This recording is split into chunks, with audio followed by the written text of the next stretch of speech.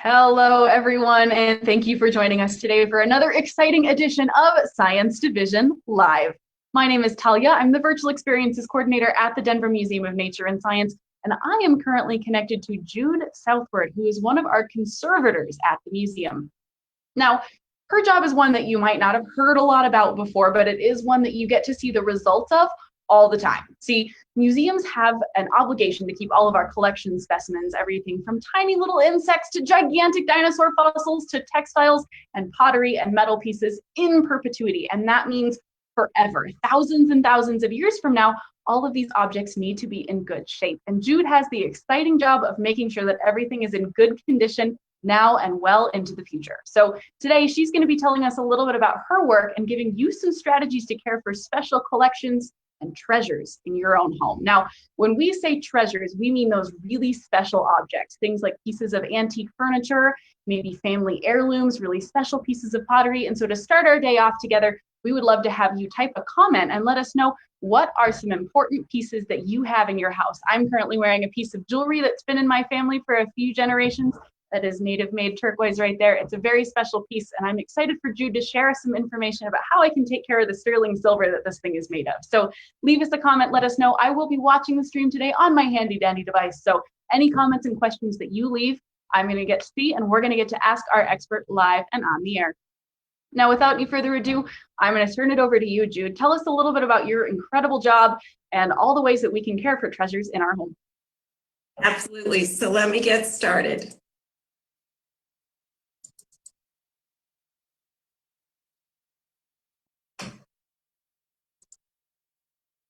Okay, can you see it?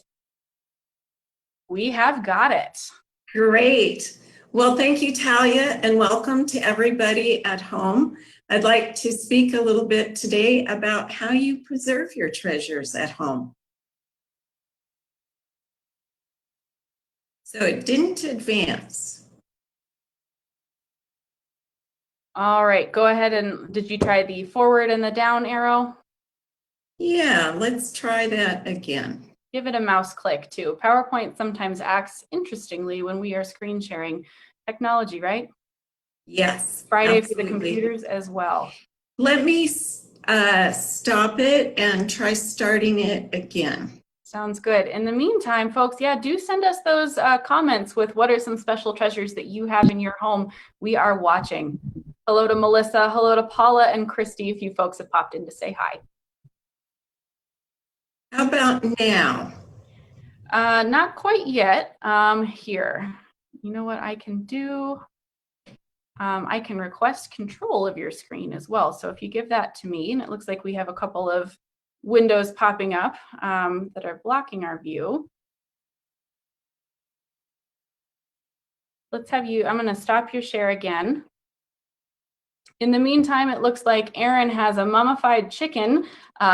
His name is Jennifer Lopez, currently sitting in a canopic jar. Let's try that screen share one more time. Yeah, let me go there. Thanks for sticking with us, everybody. Sometimes technology cooperates when we're rehearsing, and then when we need to go live, it doesn't quite listen to us. Okay, so let's advance in. Oh, there we go. There's the second slide. So go ahead from current slide, and then we'll see if we can move it forward. Yeah, well, thank you very much. I'm Jude Southward, as Talia mentioned, and we work with preservation of the collections in the museum. So today I'd like to share some easy care tips for you at home. So by now, we've been here for 2.5 months. You either really are still in love with what you own, you've rearranged it many times, or you're searching catalogs or online to totally redo what you own. Either way, I'd like to share some tips for metals and ceramics, textiles, and furniture. So since this is very quick and fast, at the end of the presentation, I have some references for you, as well as some references on the slide. And there are a couple places where I mentioned it's important for you to contact a conservator, and there's a link at the end that allows you to do that. Oops. So before we begin, what is museum conservation? So I'm a conservator and I belong to the American Institute for Conservation. And the American Institute for Conservation provides us with this definition that conservation is a profession that melds science with art to help us preserve material culture. So in essence, on a day-to-day basis in the museum, we work to stabilize collections. So let me show you a little bit about what we do. Starting in the upper left, here you see our conservation lab. And you can see a bunch of us grouped around a gut skin parka. This is a parka attributed to the Yupik-speaking peoples of Southwest Alaska. And so we've been humidifying it and reshaping it. We've worked on one side, and in order to get to the next side then, took quite a number of us to actually lift it up because it's so large and brittle, and then flip it over for us to work on the other side. On the upper right, you see Conservator Julie Parker. Julie has worked with us from time to time, and here you see that she's stabilizing loose beadwork on a Sioux headdress. And if you look very carefully at her thumb and forefinger, you will see a very fine beading needle that she's using to stabilize those beads. In the lower right, you see former intern Janie Abbott. Now she's working with a new Chalmouth basket. And what oftentimes happens with baskets through use is that the rims detach. So she's working to stabilize that rim. On the lower left, you see conservation technician Catherine Roysh. We are currently working on a project to stabilize waterlogged conifer cones. So this is a new project for us. We're searching for the correct solution that will help stabilize. And Catherine is trying out different solutions and weighing and measuring those cones. So Catherine is going to give a really fun presentation on May 28th at the noon hour as to what happens to conifer cones when they're exposed to water. So I invite you to join that. So let's start out with metals, and let's start at the top with gold. So gold does not tarnish or corrode. It does scratch, you know that from your own wear of gold. And finer gold wears, but basically through time, we're left with just this nice, mellow golden glow. Let's move to bronze, however. Some of us may have bronze sculptures, or we may have coins in our collection. Before we do, I want to call your attention down on the lower left to this nifty little blog by Jeffrey Maish entitled Bronze Patinas, Noble and Vile. So it's a really fun article, and I invite you to peruse that. So some patinas we do prize, and I'm going to just give you a little example here.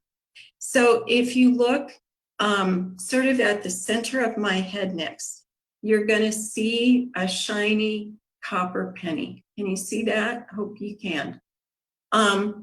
This is minted from the Denver Mint in 2011. So for those of you that are avid coin collectors, you'll know that beginning in 1982, copper pennies have almost no copper left. They are actually zinc. But if we compare it to this penny, see if you can see it, this is minted again at the Denver Mint in 1975. So being that it's before 1982, it actually does have copper content. And so you can see, instead of being shiny like the other penny, it has this nice red-brown patina. And this is cuprite. This is a stable patina. It's not something we need to be concerned about. And you can just take this penny, put it back in your wallet, and put it back into circulation. But let's talk for a minute about bronze corrosion that is actually disfiguring and damaging. So if you move and look to the lower right, you'll see two images of a coin. And within those red boxes, you'll see this fluffy, bright cream corrosion. And that's a disfiguring, what we call bronze disease. So the bronze disease is very active. It pits the metal. And if you think about the surface of the coin, that's where the numbering is, the lettering, and those lovely profiles. So when you're looking at your metals, your copper, bronze alloy metals, you really, if you see something like this, you want to contact a conservator right away. So let's move on to silver. So silver tarnishes. And you might be wondering, how might I remove this? There are many different products on the market. And the most important thing to remember is that every time you polish, you take away not only the tarnish layer, but the layer of silver, and you can easily scratch your piece. So I really recommend that you consult the Canadian Conservation Note 9-7 to help you choose even how much silver you might want to remove and what product you might want to use. In the interim, we always recommend that you prevent where possible. So you may choose to store your silver in Pacific silver cloth. So this cloth is embedded with silver particles, and they kind of act as a barrier that react with the pollutants before they actually reach your silver. So let's move on to ceramics. Ceramics easily break, they chip, and they shatter. So one of the first things you want to do with your historic ceramics is actually locate old repairs. Adhesives that were formulated early on, they're not as strong as the adhesives we currently formulate. So you want to understand where those are and be sure that you avoid those. Anytime that you lift up a ceramic, you want to lift from the body and you want to hold with 2 hands. You want to avoid lifting your ceramic from rims and handles, because those are actually most frequently the places that are already repaired, and we know that those areas can be unstable. So anywhere your ceramics are, you want to provide stability for them. I have a very rambunctious cat, so I either buy thick bottom glassware or I use these little glass pebbles. So I don't know if you can hear them and see them. I use these to put in the bottom of my ceramics. Nowadays, when we're all sewing or have friends who are sewing, you can actually put those into small bean bags. And certainly if you have historic plates, you can put them on plate stands such as you see in the lower right. One of the things we do not recommend is using the waxy products, as those can stain both the bottom of your ceramics as well as any furniture that you're placing that on. It is not recommended to do a full immersion washing of your historic ceramics. that can activate any ceramic salts in the body. It can remove stains, activate stains, and it can remove historic labels. You can, however, use a soft, damp cloth to remove grime from well-glazed surfaces. So I want to make just a general comment about dust in particular on all of our objects. So dust is abrasive, it's acidic, it attracts pest and moisture, and so it's best to routinely remove the dust either with your your soft cloth again, or with a fine brush. And as oftentimes happens, you have a break. So the aim at a break is to protect the break edges and your fingers. So we're protecting the break edges so that when you see a conservator to help you put those edges back together, they are as even and regular as they possibly can be. So we recommend that you wrap the individual pieces in Kleenex or toilet tissue or paper towel. But in this time of COVID, all of those things are items that we're really paying attention to how much we use. So if you break something, it's recommended that you even cut up old shirts or dish towels. And then once you've wrapped those individually, you want to store those broken ceramic pieces safely in another container, such as a cardboard box or a baggie. So you may have inherited garments from your family. If particularly for hanging garments, it really helps to store your textiles flat. This relieves a lot of stress. If you think to old shirts in the back of your closet with wire hangers, you remember that there's a little deformation from the hanger. That's something that easily happens with historic textiles. So you want to choose a container with a lid, as that helps to keep out any water, light, or dust. Now, for something like this wedding dress, you really have to search high and low to find a container that is large enough to do that entirely flat. They do make some pretty large ones on the market, but you will eventually usually have to fold in at the shoulders, and you definitely, with a hem this size, with this much yardage, need to fold those fabrics. So what we recommend is that you pad the folds, and you use either clean cotton muslin, or you can take clean sheets or acid-free neutral tissue paper.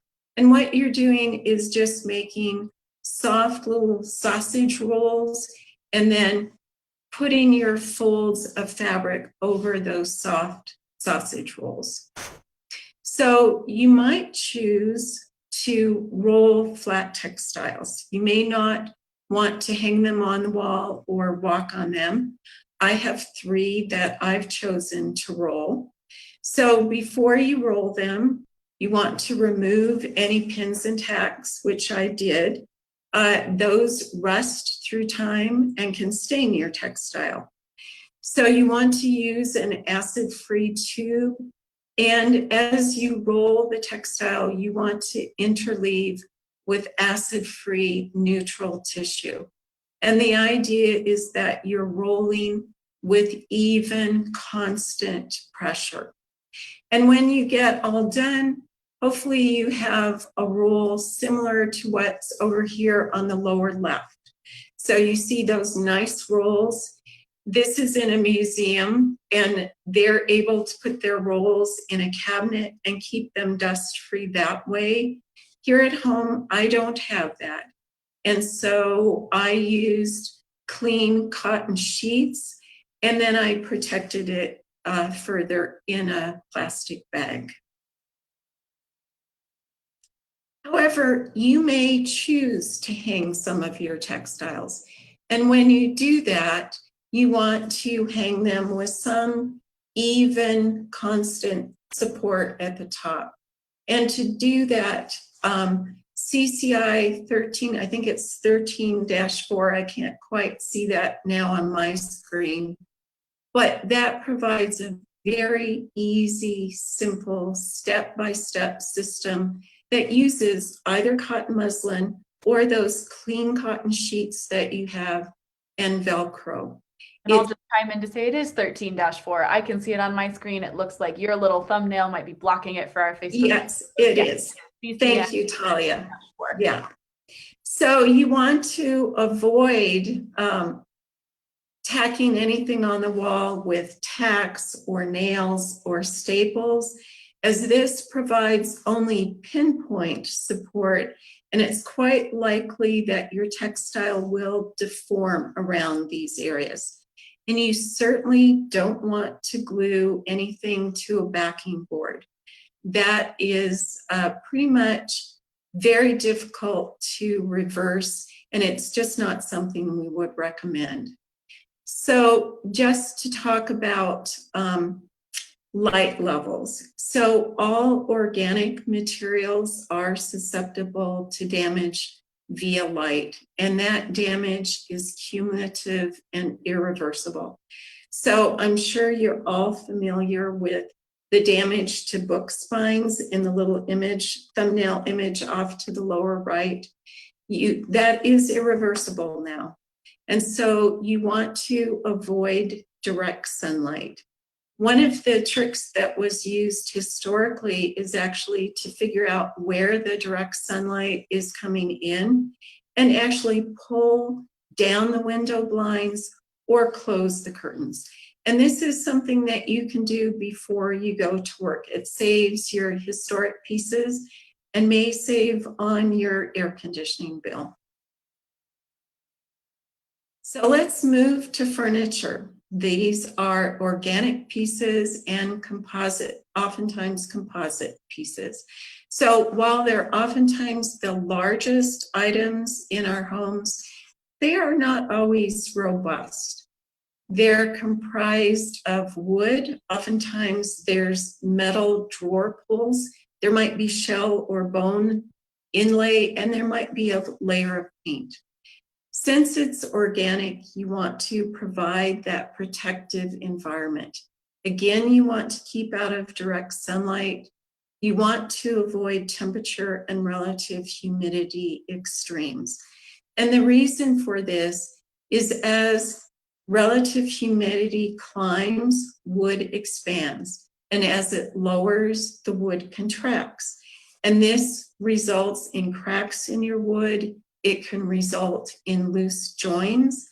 It also can pop off shell or bone inlays or marquetry.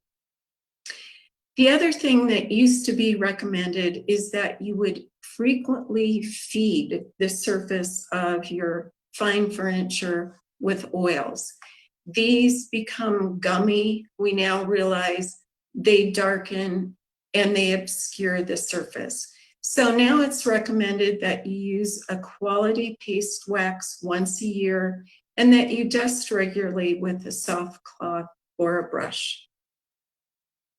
So if you remember back to one of the beginning slides, I've actually moved furniture 3 times.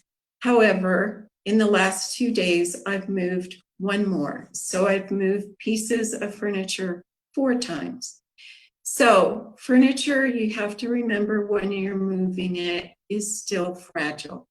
So you want to examine for loose joints, remove the drawers or anything that you can, secure anything that you can't remove with soft cotton straps.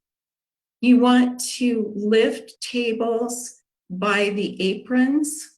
See if I can find my mouse, by the aprons, and not by the tabletop, as that can easily dislodge. You want to lift chairs at the seat rails. And remember, you really don't want to drag furniture. There's too great a risk that spindly legs like these can detach. So here's a slide of products that I own that I actually use on things that I do not cherish. And the key here is that it's not on something I cherish. So as an example, I have a family of squirrels. I've even seen them running back across my fence as we speak.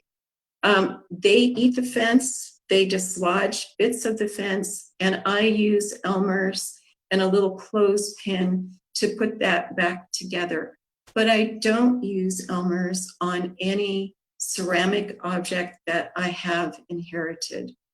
The challenge with adhesives, whether it's in liquid form or on these tapes, is that they can migrate into your object. They turn yellow with time, and they're very difficult to reverse. So this is my last slide. These are 4 organizations, but they are by no means all of the organizations that offer many, many free downloadable online information about care of your collections, many more than what we've spoken about today. There were a couple times that I mentioned that you might want to contact a conservator.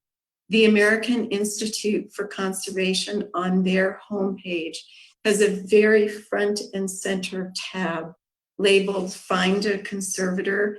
You can click on that. It takes you one screen further in. You locate a conservator just by typing in your zip code, and it's very easily done. So just to wrap up, while you have this chance, take a look at your objects, enjoy and love them. And I hope I've included my email address there. If you think of questions after we close, certainly please do free to email me. So thanks very much.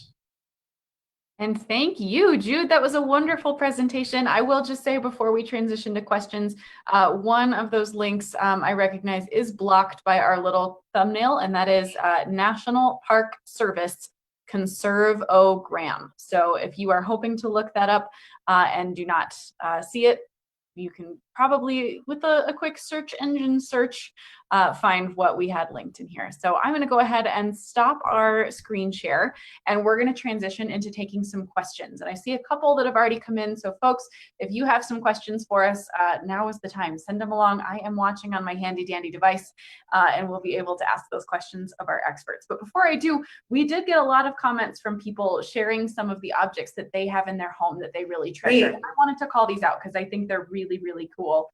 Christy has a cording fan, which is framed.